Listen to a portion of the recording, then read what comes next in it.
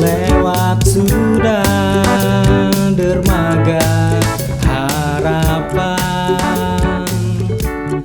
lepas bayar. Selamat pagi teman-teman.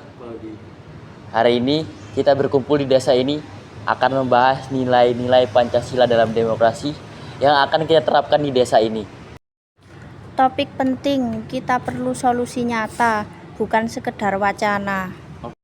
Saya sudah siapkan data dari desa kita. Ini mungkin bisa jadi topik yang relevan untuk kita bahas di diskusi kali ini.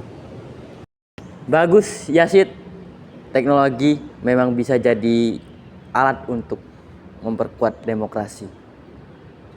Kita tahu demokrasi Pancasila menekankan untuk musyawarah.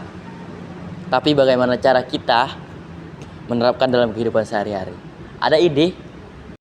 Mungkin dari saya ada argumen tentang bahwa demokrasi Pancasila itu seharusnya sangat penting bagi minoritas, baik dari segi hal keagamaan, sosialan yang dilakukan masyarakat dalam kesehariannya. Betul sekali Dio, selain itu demokrasi juga harus menjaga lingkungan. Keputusan bersama jangan sampai merugikan alam kita.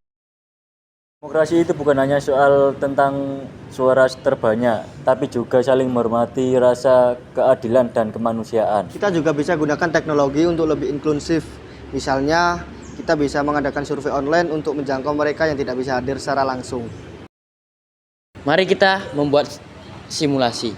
Misalnya, ada rencana pembangunan tempat wisata di desa kita. Apa pendapat kalian? Ide bagus itu boy, tapi kita harus melihat dari segi kajian hukumnya, apakah itu ada pelindungannya atau tidak dari kawasan negara gitu. Bagaimana menurutmu Aulia? Jangan lupa dampak lingkungannya. Kalau merusak hutan, lebih banyak mudaratnya daripada manfaatnya. Sebagai petani, saya khawatir soal air. Kalau hutan rusak, maka irigasi bisa terganggu. Tapi saya setuju jika semua aspek diperhatikan, kenapa tidak? Saya bisa buat simulasi visualisasi tempat wisata ini dengan bantuan teknologi. Nah, ini bisa membantu kita melihat dampaknya sebelum kita melakukannya. Nah, ini yang saya maksud dengan demokrasi Pancasila, musyawarah untuk mufakat dengan tetap memikirkan keadilan dan keberlanjutan.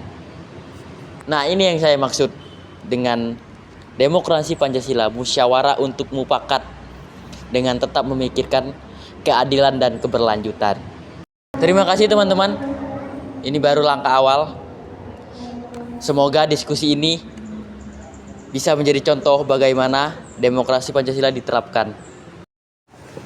Yang penting kita selalu ingat, Pancasila itu bukan hanya soal teori, tapi juga harus ada di hati. Dan jangan lupa kita punya teknologi sebagai alat untuk memperkuatnya. Kami dari kelompok 3 dengan berjudul Aktualisasi Demokrasi Pancasila.